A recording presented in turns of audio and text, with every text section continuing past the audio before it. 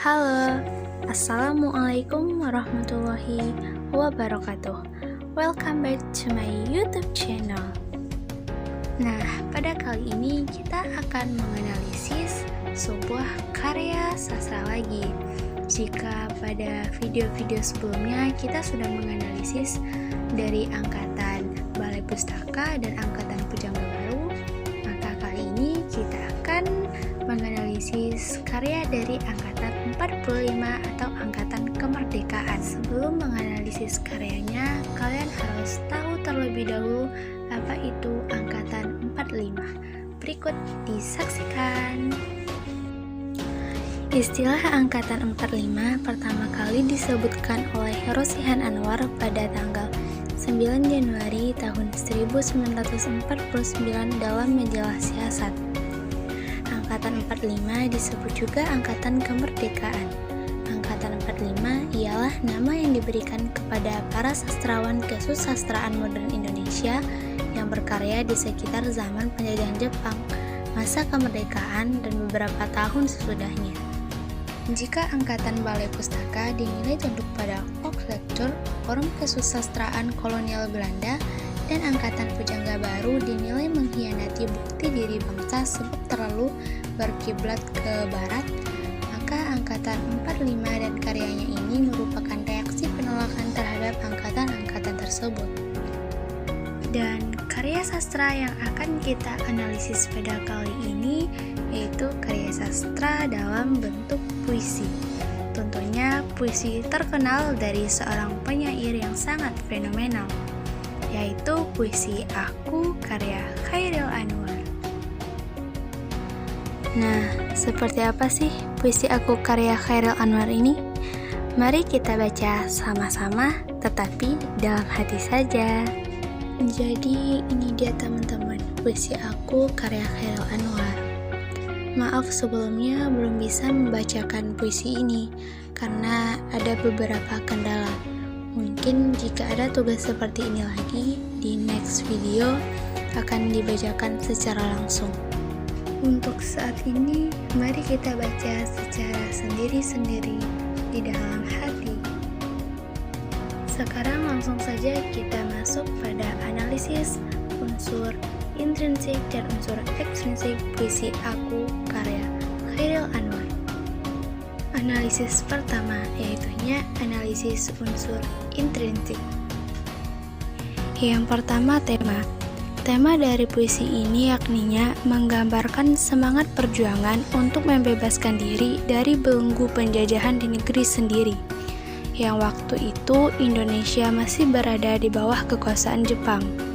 Nah, dan puisi ini lebih menekankan pada arti dari tujuan hidup pada masa itu, yakninya menginginkan kebebasan dan kemerdekaan. Yang kedua, diksi atau pilihan kata. Nah, pada puisi ini Chairil Anwar memilih diksi yang sangat dalam. Kita akan membahasnya dari bait per bait. Pada bait pertama, kau sampai waktuku, ku mau, tak seorang pun kan merayu, tidak juga kau. Nah, dalam bait ini menjelaskan bahwa jika sudah dekat dengan kematian, maka tidak ada seorang pun yang bisa merayu. Orang yang sangat dekat pun tidak akan bisa. Bait kedua, tak perlu sedus dan itu.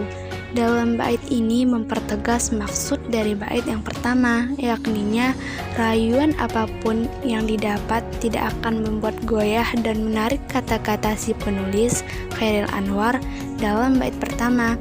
Tidak ada seorang pun yang dapat merayunya. Bait ketiga, aku ini binatang jalang, dari kumpulnya terbuang. Dalam bait ini, Chairil Anwar menjelaskan bahwa dirinya itu ibaratkan binatang buas yang menginginkan kebebasan. Kebebasan yang dimaksud yakninya kemerdekaan. Bait keempat, biar peluru menembus kulitku, aku tetap meradang, menerjang. Nah, dalam bait ini dapat diartikan bahwa apapun rintangan yang dihadapi oleh si penulis ini, ia tidak akan mudah menyerah. Ia akan terus menghadapi rintangan-rintangan tersebut. Bait kelima, luka dan bisa kubawa berlari, berlari hingga hilang pedih perih. Dalam bait ini menegaskan sekali lagi bahwa biarpun rintangan yang didapatkan penulis tidak mudah, ia akan tetap bertahan menghadapi rintangan tersebut, walaupun ia harus melakukan apapun untuk melalui rintangan yang dihadapinya. Bait ke-6, dan aku lebih tidak peduli. Dalam bait ini masih menjelaskan dengan tegas bahwa penulis tidak peduli apapun rintangan yang ia dapatkan. Ia akan terus maju untuk mendapatkan apa yang dia inginkan. Bait ke-7, aku mau hidup 1000 tahun lagi. Dalam bait terakhir ini menjelaskan bahwa penulis tidak akan menyerah untuk menjalani kehidupan yang penuh dengan rintangan. Yang ketiga, imaji, atau lebih sering kita dengar dengan pencitraan.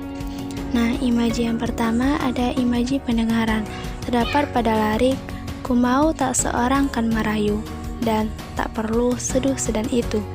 Yang kedua, imaji rasa, terdapat pada lirik, biar peluru menembus kulitku, hingga hilang pedih perih. Yang keempat, gaya bahasa atau lebih sering kita sebut dengan majas.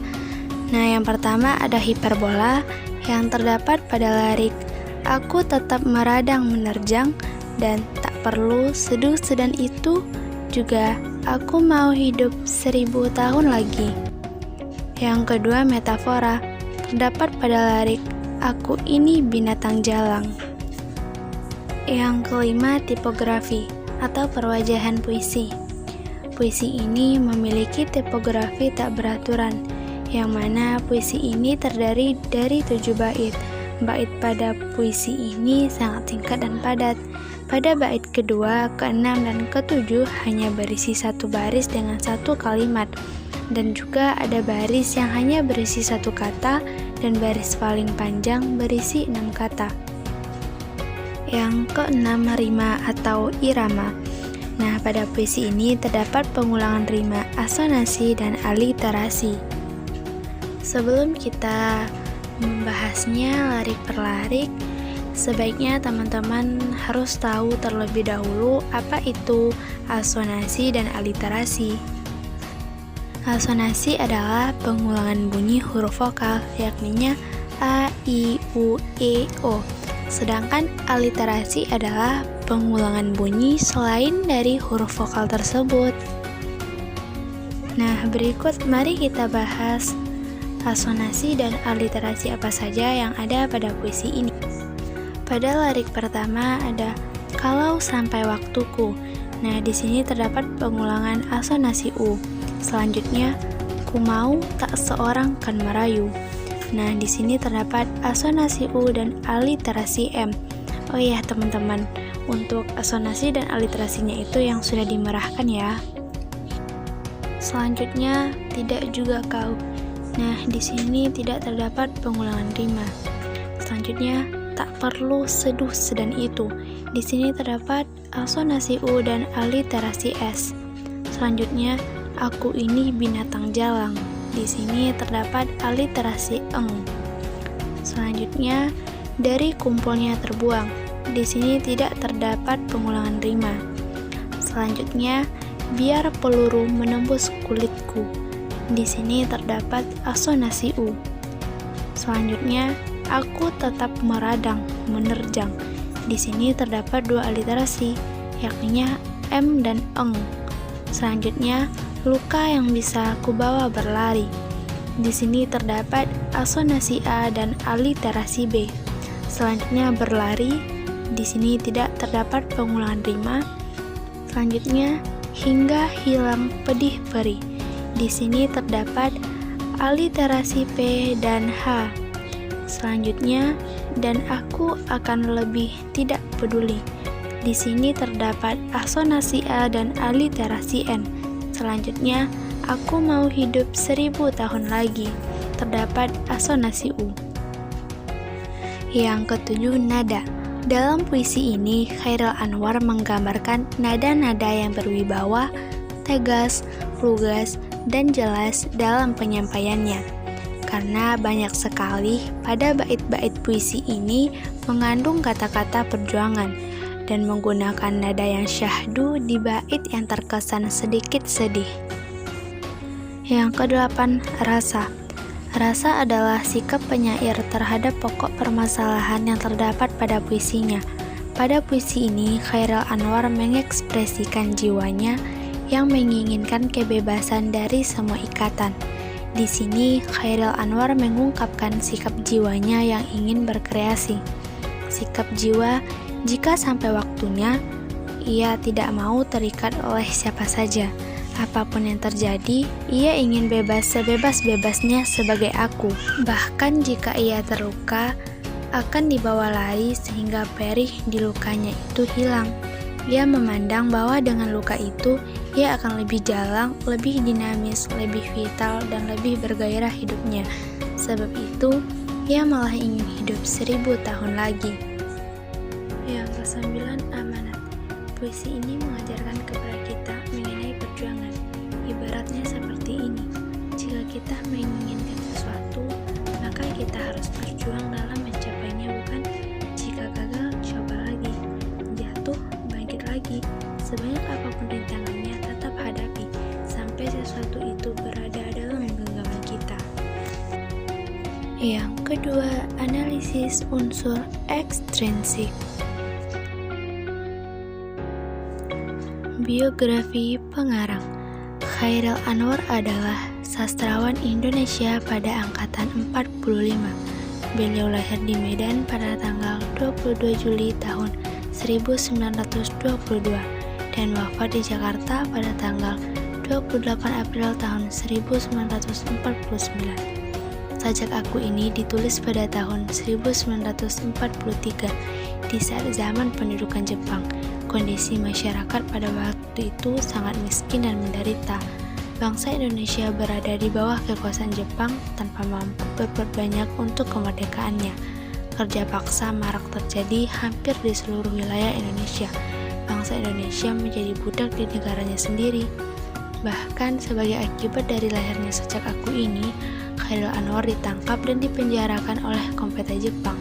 Hal ini karena sajaknya terkesan membangkang terhadap pemerintahan Jepang. Nah, itu dia analisis unsur intrinsik dan unsur ekstrinsik pada puisi Aku karya Chairil Anwar. Sampai jumpa di video selanjutnya. Dadah. Wassalamualaikum warahmatullahi wabarakatuh.